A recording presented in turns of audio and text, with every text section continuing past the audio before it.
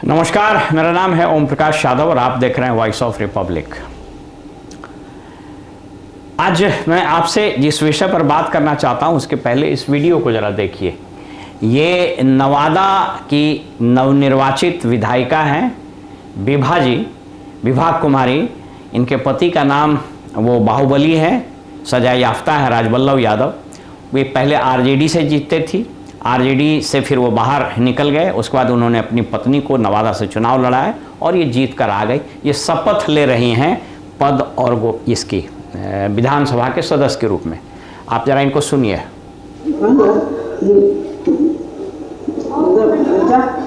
अखंड रखूंगी मैं जिस पद का मैं करती हूँ, करने वाली हूँ, उसके कर्तव्य का श्रद्धापूर्वक निर्वहन।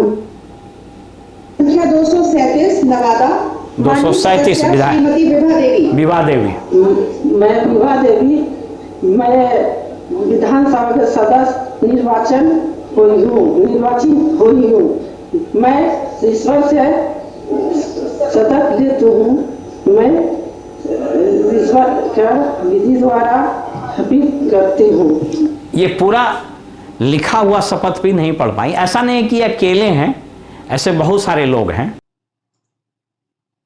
उन्होंने जो भी पढ़ा या तो वो ठीक से सुना नहीं गया या फिर वो बार बार अटकती रही।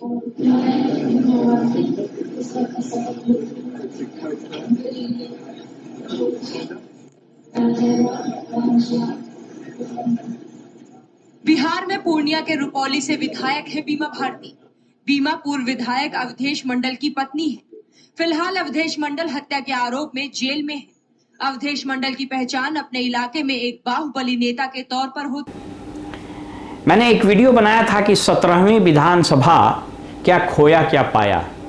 उसमें मैंने विस्तृत रूप से यह चर्चा की थी कि कालांतर में हम लोगों ने सदन को, वो विधानसभा हो, इवन विधान परिषद हो, लोकसभा हो या इवन राज्यसभा हो, इन सबों को वैसे वैसे लोगों को निर्वाचित करके भेजा है कि विधायिका अपना मकसद, अपना चरित्र पूरा खो चुकी है। और अब यह समझना बड़ा मुश्किल है कि यहाँ पर ये लोग किस उद्देश्य से। आप सोच करके देखिए, विधानसभा में मुख्य रूप से क्या कार्य होता है। तो विधानसभा से यह कार्य होता है कि विधानसभा का काम है नियम बनाना, कानून बनाना, विधायी का कार्य करना, बजट उसमें पेश होता है, बजट पर चर्चा होती है, वो बजट पास होता है जिससे राज्य का पूरा प्रशासन और राज्य की पूरी अर्थव्यवस्था चलती है। अब सोच करके देखिए कि ये महोदया या ऐसी बहुत सारी महोदया या महोदय ये उस विधानसभा के सदस्य हैं जिस विधानसभा में विधान बनेगा, और 5 लाइन का शपथ यह नहीं पढ़ पाई। विधेयक जब पास हो जाता है तो वो कानून बन जाता है। आप सब लोग जानते हैं, विधेयक को बिल बोलते हैं, जब वो पास हो जाता है तो एक्ट या उसको लेजिस्लेशन बोलते हैं, अधिनियम बोलते हैं, कानून बोलते हैं बोलचाल की भाषा में। तो ये जो विधेयक कानून बनता है, तो ये जो पूरी प्रक्रिया है, इसमें विधायकों को तो कोई मतलब ही नहीं रहता, क्योंकि इस विधेयक को ड्राफ्ट सचिवालय में बैठ करके 2-4 बाबू करते हैं, कई बार वो क्लर्क कर देता है, उसके बाद वो संशिका के माध्यम से सीएम के यहाँ जाता है, लॉ मिनिस्ट्री होते हुए जो उसकी प्रक्रिया है, फिर एक जो डिपार्टमेंटल मिनिस्टर होता है उसको पायलट करता है, उस पर कौन इसके पक्ष में है हाँ कहिए, कौन इसके विपक्ष में है ना कहिए। मैं समझता हूं पक्ष में बहुमत है, पक्ष में बहुमत, यही स्पीकर बोल देता है 3 बार, और उस पर आमतौर पर आंख बंद करके जो विपक्ष में रहेगा वो ना बोल देगा और जो पक्ष में रहेगा हाँ बोल देगा, बस यही है। मैं यह कदापि नहीं कह रहा हूं, मेरा उद्देश्य यह कदापि कहना नहीं है कि जो पढ़े लिखे लोग नहीं हैं वो चीज़ों को समझ नहीं सकते हैं। लेकिन एक चीज़ तो तय है भाई कि अब इसका मतलब यह नहीं है कि कोई अनपढ़ा आदमी, कोई अनपढ़ आदमी को आप किसी जिले का कलेक्टर बना दीजिए। विधेयक जब पास हो जाता है तो वो कानून बन जाता है। आप सब लोग जानते हैं, विधेयक को बिल बोलते हैं, जब वो पास हो जाता है तो एक्ट या उसको लेजिस्लेशन बोलते हैं, अधिनियम बोलते हैं, कानून बोलते हैं बोलचाल की भाषा में।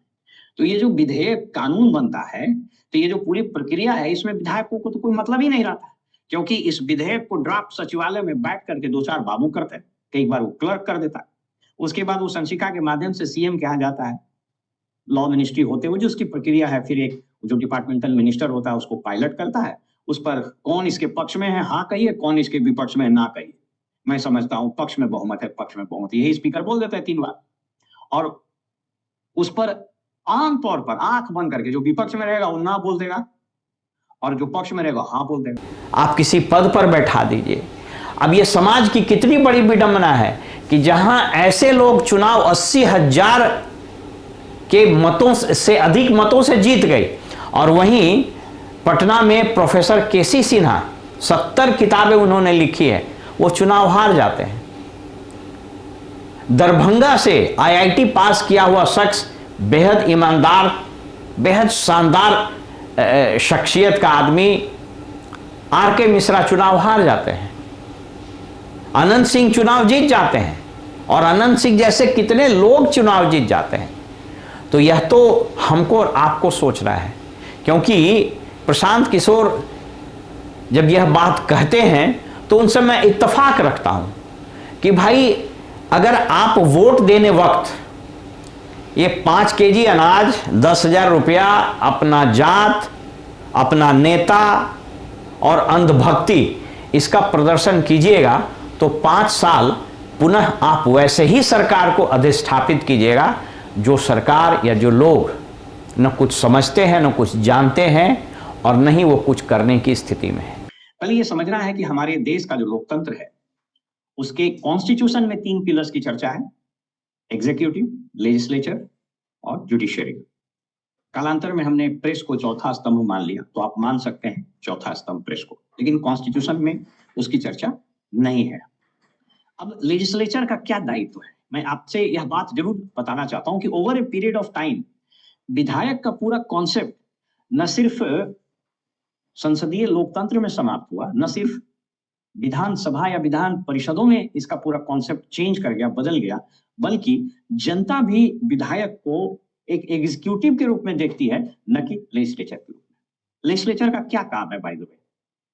मुख्य रूप से इनका काम है लेजिस्लेटिव फंक्शंस के थ्रू एग्जीक्यूटिव पर नियंत्रण रखना, बजट पास करना, सरकार को पैसा खर्च करने की स्वीकृति देना, कानूनी मसौदे पर, बिल पर बहस होना, कानून बनाना, पॉलिसीज पर चर्चा होना, नियमावली बन जाता है उस पर चर्चा भी हो सकती है, आपको उसको पास करने की जरूरत नहीं होती। ये काम है लेजिस्लेचर का। ऐसे लोग सिर्फ इसलिए विधायक या एमपी बनते हैं कि इनका धंधा चलता रहे। इनके पति राजबल्लभ यादव नवादा के बड़े नामी गिरामी व्यक्ति हैं, पत्थर का उनका कारोबार है, अरबों रुपए का कंस्ट्रक्शन का कंपनी है। तो आज के तारीख में एक मॉडल बन गया है, पहले इस तरह के धंधे में आइए, कुछ पैसा कमाइए, उसके बाद रसूख कमाइए, फिर उस पैसे के बल पर विधायक एमपी बन जाइए, ताकि एक संरक्षण आपके व्यापार को मिलता रहे और आपका व्यापार फलता फूलता रहे। भले आपके कदमों के तले बाकी सारे लोगों की आकांक्षाएं, उनके सपने, उनके प्रगति रौंद दिए जाएं। इसके लिए दोषी कोई और नहीं है, हम और आप दोषी हैं। अभी भी बहुत देर नहीं हुआ है।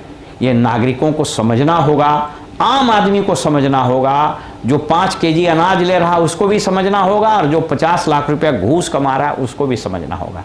यदि हम लोग नहीं चेते तो हमको और आपको बचाने के लिए कोई चंद्रमा से और कोई दूसरे ग्रह से और कोई अमेरिका से आके नहीं बचाए। अगर बिहार को बचाना है तो बिहार के लोगों को ही आगे आना होगा। वो कौन आएगा, कौन आगे बढ़ेगा, किसको आप समर्थन दीजिएगा, किसको आप चुनकर भेजिएगा, यह हमेशा आप ही के विवेक पर निर्भर करेगा। इसलिए अपने विवेक का इस्तेमाल कीजिए, क्योंकि लोकतंत्र में अगर विवेकहीन वोटर हो तो वो विवेकहीन लोगों को चुनता है और वह विवेकहीन समाज का निर्माण कर देता है। कहीं ऐसा न हो कि बिहार जिस गौरवशाली इतिहास पर इतराता है उसका भविष्य विवेकहीन हो जाए। फिलहाल हमें इजाज़त दीजिए और आप देखते रहिए वॉइस ऑफ रिपब्लिक। नमस्कार।